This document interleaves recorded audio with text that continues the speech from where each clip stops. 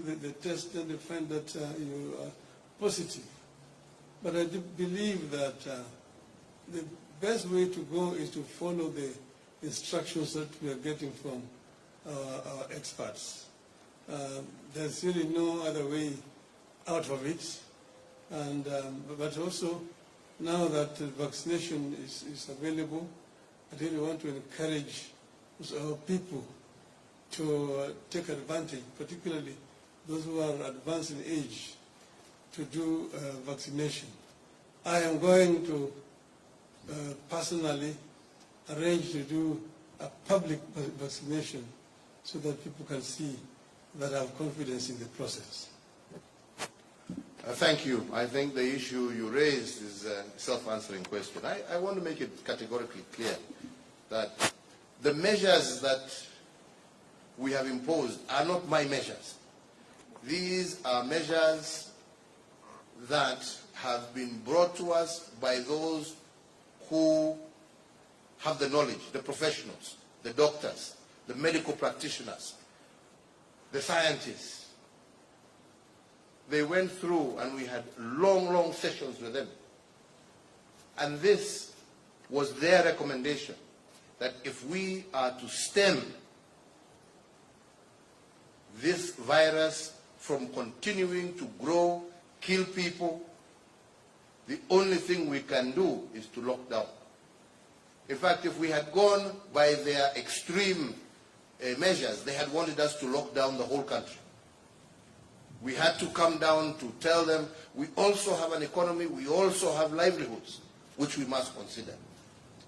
And that is why they picked those counties that we locked down as the most heavily infected counties, and we went for what is called a partial lockdown, not even a total lockdown, a partial lockdown. As the Honorable Prime Minister has said, it is true. As a result of that partial lockdown, some segments of our economy are indeed hurting.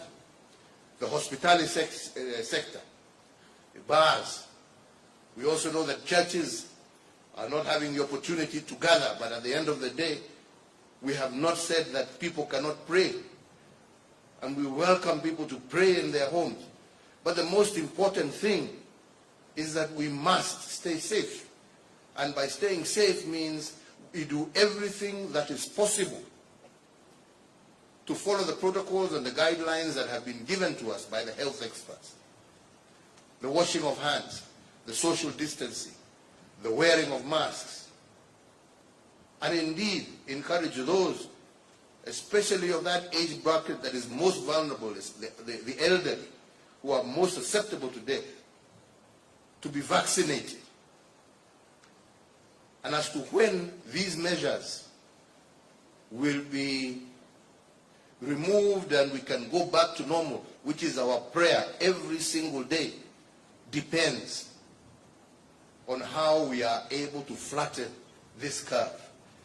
When will we be able to get to an infection rate that has gone to a high of almost 27% in those counties that I've mentioned, back down to below 5%, which is the recommended level in order for us to be able to open up the economy again. So all I can say is, fellow Kenyans, I know it is difficult, but we cannot pretend that this disease is not with us. We cannot ignore the advice that we are getting from the World Health Organization, from CDC Africa, from our own experts, that the only way to save lives is to take the measures that we are taking. Please, let us work together. Let us cooperate and collaborate with our health experts. And the sooner every single Kenyan begins to do that which is necessary, the sooner we shall be able to get back to normal. Next.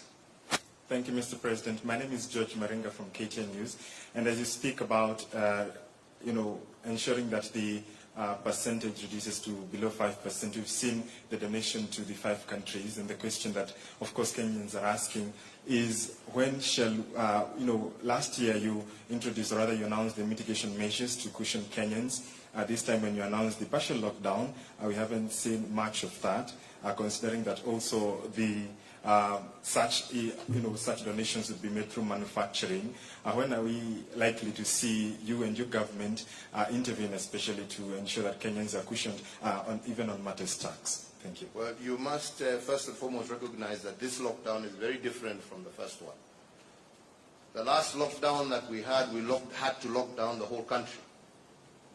And that is why we had to take some of those measures, because we basically locked down the whole country and the whole economy. This time, luckily, some counties have done extremely well. And the rate of positivity was not the same across the whole country. So we were able to narrow it down and lock these. I think there were five counties. The rest are still functioning as per normal. And it is our hope that within that 30-day period, and hopefully even sooner, when we are able to bring that curve down, like I said, to below 5%, that we shall be able to resume. And that is why we have not locked down, like I said, we have not locked down the economy. We have locked down specific areas that have been mentioned by our health experts as being the areas of super spreaders. And that is public events. That is where people, more than 50 people gather. That is why bars have been closed. That is why churches have been closed. But the rest of the economy is still going on. We have not closed our markets. They are still operating, all within normal operation times. We have not closed down factories. In fact, factories are still operating on double shift. Yes, so we have a problem in the hospitality sector. We possibly also will have a problem in the entertainment sector. And we will look to see how we can work together to support some of these sectors.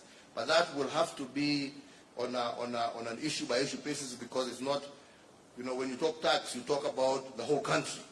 You're not talking about a section of the country. So we will have to look at whatever measures that we can take that can specifically apply to within those particular counties. We have, for example, in Nakuru, where they have said there will be no